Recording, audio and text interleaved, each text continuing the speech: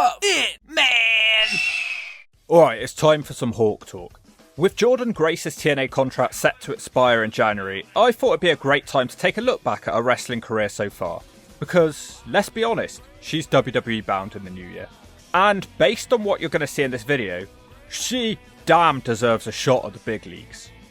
Alright, was Grace a disgrace or was she the face that runs the place? Jordynne Grace, real name, Patricia Parker, which is the biggest Karen name I've ever heard. She began her wrestling career in 2012. She wrestled on the indies for a while as a tag team wrestler in Team Porg, alongside indie legend Lufisto. You know, it's funny, much of Grace's early wrestling career was centred around a more sexual side. A big change from how she is nowadays. And she is someone who has changed a lot, and she's barely recognisable nowadays.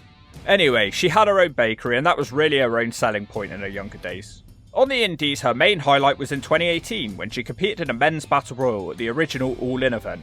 This was the biggest indie event in history, selling 10,000 tickets, and Grace eliminated male wrestler Brian Cage from the match before Bully Ray eliminated her. Grace was already making the headlines even back then, as she released 2 books of tweets and direct messages where she felt she had been abused by wrestling fans. And that is something that has been an ongoing aspect of Grace in wrestling, as she struggled to deal with the trolls which came along with the fame. I'm not so sure if it was a lack of self-confidence back then, but the internet trolls really seemed to affect her.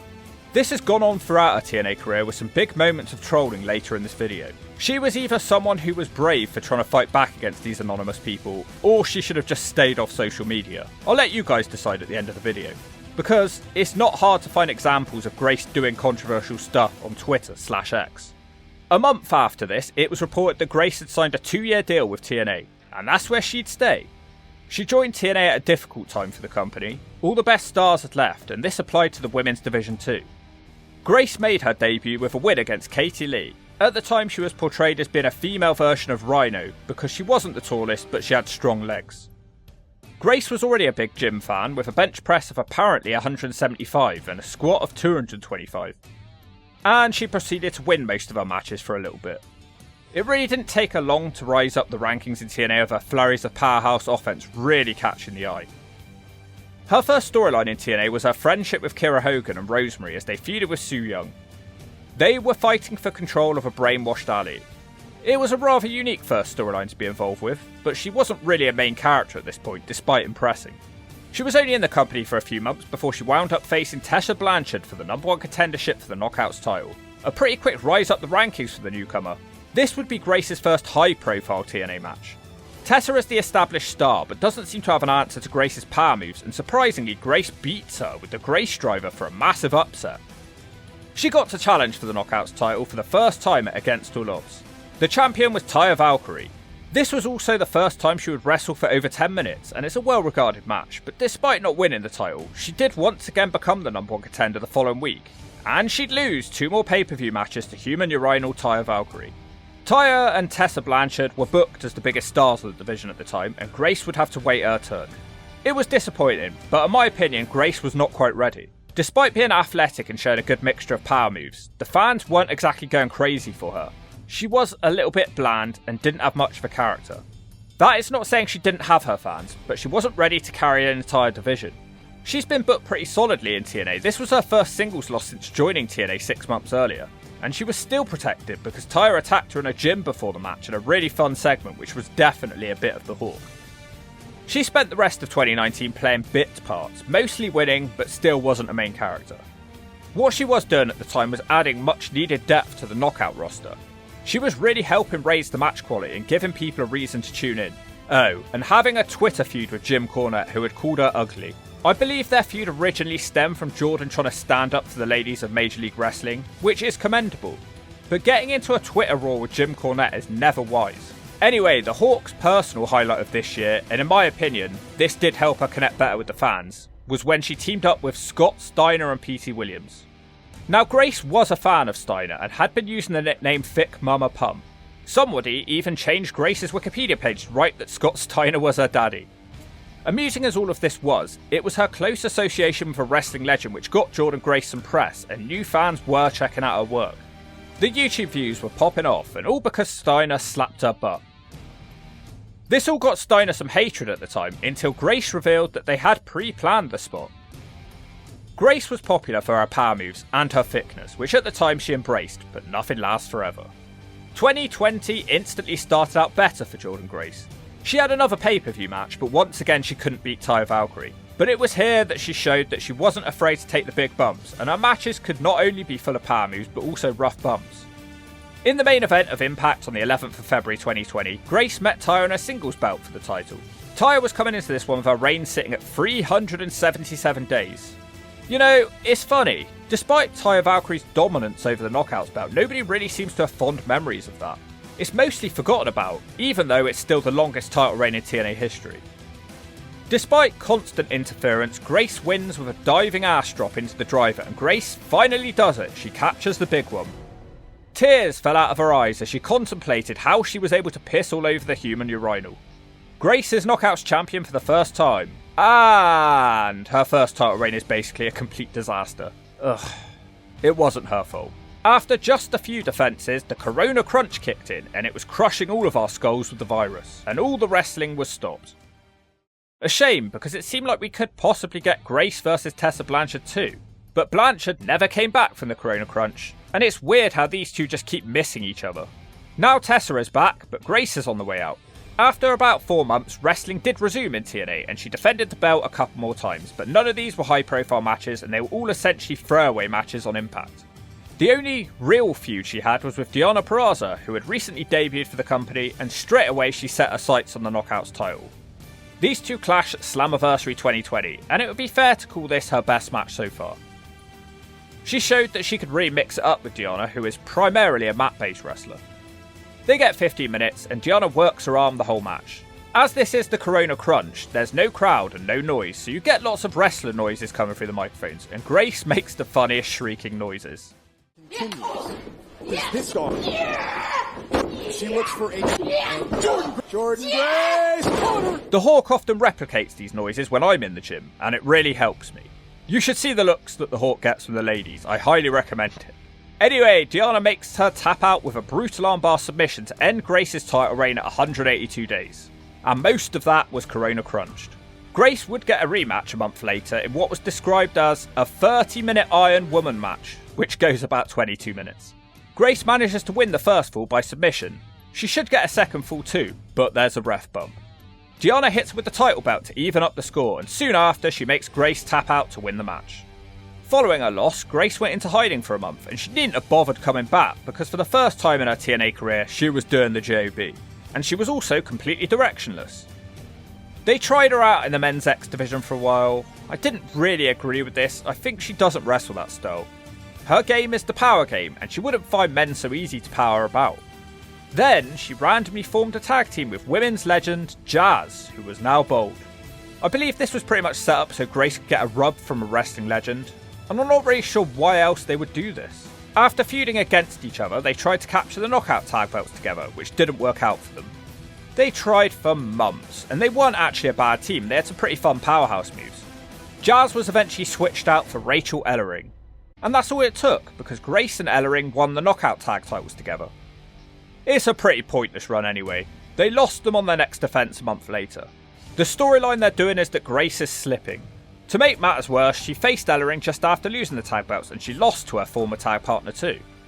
Things eventually did take a turn for the better in 2021. TNA created this new belt called the Digital Media title. Now, whilst the match for this title was bumped to the pre-shirt Bound for Glory, it was still something new for Jordynne Grace. A brand new belt for her to hold and make famous. Nowadays, the belt is pretty pointless, but at the time I believe it was supposed to be like an intergender belt which boosted the wrestler's social media presence. Some more good news would come our way in 2021 as Grace achieved something outside of wrestling as she set 3 records in Georgia weightlifting. It turned out that the bakery roof held up as she squatted 320 pounds. She also set records for bench pressing 210 pounds and deadlifting 355 pounds. I have to point out that this was for natural weightlifting, so she wasn't known as Roid and Grace at this point. Whilst this is very strong, it does not make her the strongest women's wrestler of all time, just in her weight class. For example, Bianca Belair can deadlift over 400 pounds, and wrestlers from the past like Chyna and Nicole Bass would have destroyed Jordynne, although calling Nicole Bass a wrestler is a bit of a stretch. And they weren't natural either. Once Grace joins the WWE, it's gonna be between her and Rhea Ripley for being the strongest overall. And indeed, it was around this time that Grace's image really started to change. She looked so much more cut, and her back was as large as a brick house. I wonder, isn't it strange that she started to set records for weightlifting whilst this is the year that her body really changed? Her reign as digital media champion didn't really last long because Matt Cardona decided that he was on a mission to collect as many belts as possible. And he took the belt from her at the first time of asking, although he had to cheat, which made Grace look strong in the process. They had a rematch on pay-per-view, and then a third match on Impact, and I absolutely love this third match between them. It's the wackiest of wackiest hardcore matches. They use all sorts of electric items. It's funny how time flies, it feels like I watched this match just a few months ago. So she had a few matches with Cardona, but she was unable to regain her title. And at this point, something changes with her booking. It's like they suddenly realised everything that she'd done for the company so far. Not many people were sticking by TNA, especially during the period that Grace had been with them. She suddenly started running through the Knockouts roster. I have to think that all the time she spent wrestling men helped her ring work grow. Her intensity and the way she moved in the ring just improved so much. She was now a force to be reckoned with, someone the other women feared. At Slammiversary 2022, she competed in a Queen of the Mountain match. Look, this is not a popular match format due to its close association with slapnuts. Basically, you have to pin someone to become eligible to hang the title, so it's a reverse ladder match, but you can also be pinned, and if you are, you get locked in a cage for a bit. These are not always the greatest of matches, but this one was about as exciting as it could be. And Grace finally wins the Knockouts title for a second time. Thankfully, this time no crunching, and Grace has a nice little title reign where she gets to defend the belt a lot. And this was the year that the Knockouts division really felt loaded for the first time in a while. Coincidence? I don't know, but for the Hawk, the Knockouts were the highlight of TNA, especially at Bound for Glory where the Knockouts got 3 separate matches plus an intergender match, and all were worthy of featuring on the show. Exciting times. During this reign as Knockouts champion, Grace somehow almost broke the internet. And I do not want to focus on negatives in this video because I am a huge fan of this woman, but it was just another example of how she should think before she tweets. For almost no reason at all, she went on a Twitter rant about how Chris Benoit would not be able to keep up with today's wrestlers. She requested that his entire body of work be disregarded due to murdering his family. This was a bad decision though, because although Benoit is not held in high regard, his best friends in wrestling are held in very high regard. She was pretty much condemned by the wrestling community over this rant, and she was forced to apologise to David Benoit, Chris Benoit's son. She also set up a CTE charity and raised some money. Oh, and Jim Cornette jumped in again, this time with fat jokes. But let's not focus on negativity, because it was around this time that Grace first met Masha Slamovich. They clashed at Bound for Glory for the belt, and this was really the first Jordynne Grace match that I'd describe as incredible. They were really pushing limits here with the stuff they did. How was it physically possible that anybody could do the stuff they were doing? Also in 2022, Grace once again hit internet headlines. She was at war with trolls who kept photoshopping her pictures to give her a big belly. They were calling her the Michelin Man. Grace did not do the sensible thing, which would be to ignore them. Instead, she fed the trolls and ranted about how it was affecting her mental health. Again, Grace's thought process was in the right place, but she never seemed to handle things like an adult should online. It seemed the comments about her having body dysmorphia was really affecting her, and the trolls were loving that she was reacting. But back to Grace in TNA. Everybody loved her first match with Masha so much that they did it again on the following pay-per-view, this time a last woman standing match. Grace goes down as the winner in both matches, and at this point it became a question of who can TNA actually book to beat this woman, because she's been built up so incredibly strong that it just wasn't believable that anyone could dethrone her. So what did TNA do? Well, they did what they do best. They got a WWE star. Now look, I know Mickey was in TNA first. You really don't need to lecture the Hawk of all people. What do you want, a smack to the gut? But you get my damn point, right? It was title versus career at the main event of the Hard to Kill pay-per-view. And this is another incredible match, showing that Grace is most certainly ready for the big stage of the WWE. Mickie James beats her and ends her title reign at 208 days. Shame she couldn't beat Valkyrie's record, but you can't have it all, my friends. A few months later and the title was vacant again, and Grace faced Deonna Purrazzo for the Knockouts title. Grace's new nickname is the Juggernaut. Deonna beats her, and it certainly seems like Deonna has her number. Not sure if she's been able to beat her clean in TNA. To add insult to injury, Purrazzo beat her again for the belt on pay-per-view. To be honest, in 2023, Grace really did take a back seat to Deonna and Trinity, but it was okay, she had proved her point already. She remained a sort of special attraction wrestler. Despite not being in a title picture, you still look forward to her matches because she was the biggest star in the company. Deanna did finally do the JOB to Grace, but the title was not on the line. Come on, Deanna, your Hackett's touting me off now. When Trinity's year in the company came to an end at the start of 2024, she did the right thing and she dropped the title to Grace. This was quite surprising because it was widely speculated that Grace would leave TNA, but no, she ended up signing a year's extension. That is some loyalty to the company. For me, she is the most important woman in this company after Gail Kim, because she stuck by them through the rough years and she elevated several pay-per-views of her performances all on her own. WWE started circling, they'd taken notice, and she made her first WWE appearance at the Royal Rumble 2024. A huge moment for a TNA contracted wrestler, and not one that had been in the WWE before. Unfortunately, she had kind of outgrown the TNA roster at this point. The other women just couldn't really keep up in 2024. There weren't really any matches that I would describe as outstanding, just easy title defense after easy title defense.